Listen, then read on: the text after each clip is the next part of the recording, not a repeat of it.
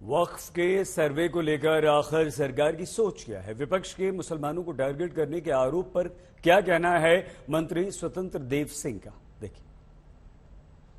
साथ बात करने के लिए कैबिनेट मंत्री पूर्व प्रदेश अध्यक्ष स्वतंत्र देव सिंह हैं। सर बताइए, किस तरीके से आपको लगता है वक्फ की संपत्तियों की जांच की बात हो रही है, मदरसों का तो आकलन चल ही रहा है, इस संपत्ति की जांच क्यों जरूरी लग रही है? देखिए, सरकार के पास जो भी सूचना आती है सरकार नियमानुसार अपना पालन करती है। वो किसी की प्रॉपर्टी हो, संपत्ति हो, किसी प्रकार का हो, और जो नियमानुसार है उसमें किसी को छेड़छाड़ नहीं होता है। तो जो कानून अपना काम करेगा, जो नियम कानून करेगा, वो किसी की प्रॉपर्टी हो, किसी की संपत्ति हो, वो जांच हो सकती है। सदन में जिस तरह की गहमा-गहमी दिखाई दे रही है, अखिलेश यादव कल सीधे तौर पर स्वास्थ्य सेवाओं पर सवाल खड़े कर रहे थे, आज वो सूखाग्रस्त और साफ तौर पर जिस तरह कानून व्यवस्था रही उसको लेकर के अटैक कर रहे हैं। कल उन्होंने कहा था विशेषाधिकार हनन प्रस्ताव पे चर्चा नहीं हुई, आज 56 के तहत होगी। आपको लगता है तमाम आरोपों को लेकर की जो विपक्ष सरकार पर सवाल खड़े कर रहे हैं? देखिए, विपक्ष की भूमिका सकारात्मक भी रहती है, नकारात्मक भी रहती है, लेकिन परमानेंट आप नकारात्मक व्यवहार के साथ यदि सदन में आएंगे तो राज्य को जो लाभ होना चाहिए वो लाभ नहीं मिल पाता है।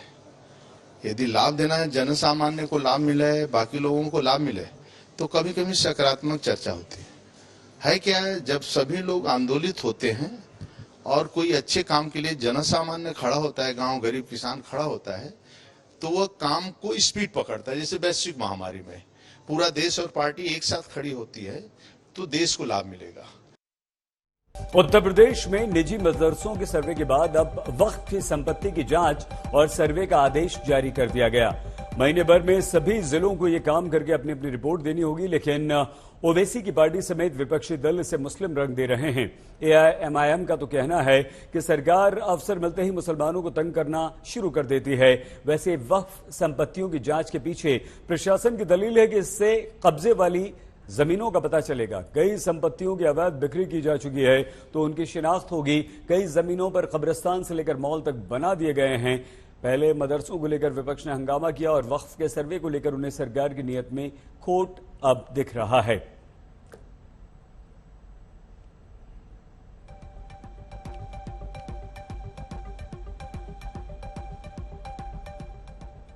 तो मदरसों के बाद अब वक्फ की संपत्तियों की जांच होगी। सभी जिलों में 1 महीने में जांच पूरे करने के निर्देश जारी किए जा चुके हैं। वक्फ बोर्ड की प्रॉपर्टी पर अवैध कब्जे, भूमाफिया द्वारा किए गए कब्जों की जांच होगी।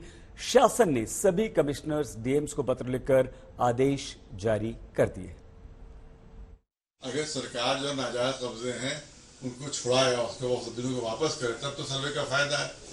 और अगर कुछ भी ना काम हो, खाली सर्वे होकर रह जाए ना, इतनी प्रॉपर्टी नाजायज कब्जे में है, तो उससे क्या फायदा होगा? उसको तो सरकार को चाहिए ऐसा कानून बनाए कि वो नाजायज जो कब्जे हैं वो हट सके वहाँ के ऊपर। और यहाँ के ऊपर इसमें मुतवल्लियों ने जो वक्फ के जो केयरटेकर्स थे उन्हें सबसे ज्यादा बेईमानी की है, और वक्फ बोर्ड भी शामिल रहे उसमें बेईमानियों में, और सब उन्होंने अपनी जमीनें पैसे थोड़े थोड़े पैसों में बेची उन्होंने। सच्चाई ये है कि आप सिर्फ और सिर्फ मुसलमानों को परेशान कर रहे हैं। मुसलमानों की प्रॉपर्टीज की जांच, वक्फ की जांच, मदरसों की जांच, एक तरफा कार्रवाई। मैं मुख्यमंत्री जी से पूछ रहा हूं कि बहुत बड़े बड़े धर्मशालाओं के ट्रस्ट हैं, मंदिरों के ट्रस्ट हैं, इनकी जांच क्यों नहीं हो रही है? क्या इनमें घपले घोटाले नहीं है आपकी नजर में? गवर्नमेंट का इसमें ये फरीदा बनता है, उनका ही ड्यूटी बनती है कि वो जहाँ नाजायज कब्जे हैं उन नाजायज कब्जों को छुड़ाएं और जमीनों को वोट को वापस। बहुत लोगों को तो मालूम भी नहीं कि ये वक्फ है। जैसे कोई बहुत से हिंदू भाई ऐसे हैं, जब उससे हम पहुंचे हमने कहीं वक्फ जमीन है, उसका हमको तो पता ही नहीं था, तो हमको तो फुला पुतवली ने बेच डाला, हमने ले लिया, हमें पता ही नहीं था वक्फ जमीन। तो वो किराएदार बनने में तैयार है। जो पहले चेयरमैन था वसीम रिजवी शिया वक्फ बोर्ड का, जिसकी सीबीआई जांच हुई, जिसके खिलाफ करप्शन के बड़े बड़े आरोप, उसको तो आपने करप्शन में जेल नहीं भेजा।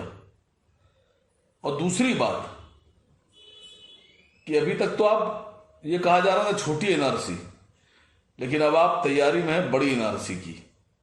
जो पुअर मुस्लिम पीपल्स हैं, दबे कुचले पिछड़े मुसलमान हैं उनके वेलफेयर के लिए ये वक्फ की संपत्तियां वक्फ की गई थी और उसमें तमाम फिर घालमेल होने लगे। जो वक्फ बोर्ड बने समाजवादी पार्टी के दौरान या बहुजन समाज पार्टी के दौरान या कांग्रेस के दौरान, फिर इन्होंने ये खेल शुरू किया कि सरकारी संपत्तियों को, बंजर संपत्तियों को अपने वक्फ में दर्ज कर लिया। ये शिकायतें आई तो इन शिकायतों पर पूरी तरीके से चिंता करते हुए आदरणीय योगी जी ने इसको वक्फ सर्वे के लिए भेज दिया। मोहसिन नजर साहब पिछले योगी जी की सरकार में मंत्री थे, जब उनको लग रहा अच्छा था तो पिछले 5 साल में क्यों नहीं करा।